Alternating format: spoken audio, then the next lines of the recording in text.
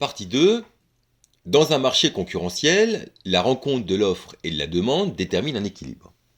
Alors c'est une partie qui va être un petit peu plus longue, d'abord parce qu'il faut qu'on pose les hypothèses du modèle, puis qu'ensuite on étudie d'un côté la demande, et puis après l'offre. Alors commençons par les hypothèses. Pour comprendre le fonctionnement des marchés et leurs limites, pour comprendre certaines imperfections de la vie économique réelle, les économistes ont développé un modèle théorique du marché, qu'on appelle donc le marché de concurrence pure et parfaite. Il repose sur certaines hypothèses très restrictives qui déroutent parfois les apprenants tels que vous. Alors, je ne vais pas présenter toutes les hypothèses, je vais en présenter quelques-unes, peut-être les plus importantes, en tout cas dans le programme de première.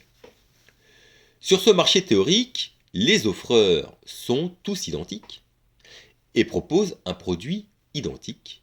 Il n'y a pas de kebab ou des smartphones de différentes qualités, ils sont tous de même qualité. Alors, ouais, on voit déjà que c'est une hypothèse qui est très restrictive, parce que dans la réalité, c'est pas ça. Là, on a des produits qui sont tous pareils.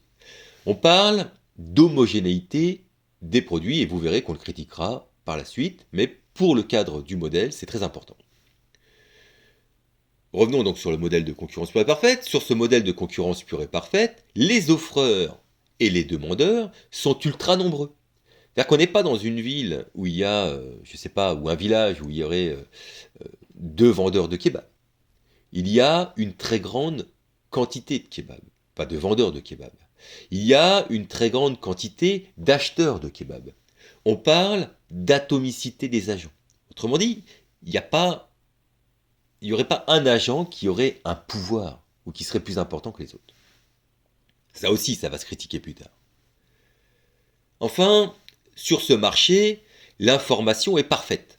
Alors l'information parfaite, c'est une super hypothèse qui dit que les offreurs et les demandeurs ont une connaissance omnisciente de tout ce qui se passe sur le marché. C'est-à-dire qu'on sait tout sur tout.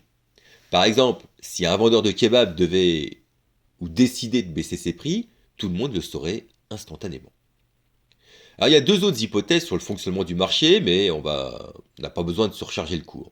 Et enfin, il y a quelque chose de très discuté dans le monde économique, puis ça dépasse d'ailleurs le cadre de l'économie, c'est ce qu'on appelle la rationalité économique. Qu'est-ce que c'est que la rationalité économique? La rationalité économique, ça postule que les agents économiques, ne font pas n'importe quoi. Ils comparent les coûts et les gains, ils calculent, ils raisonnent.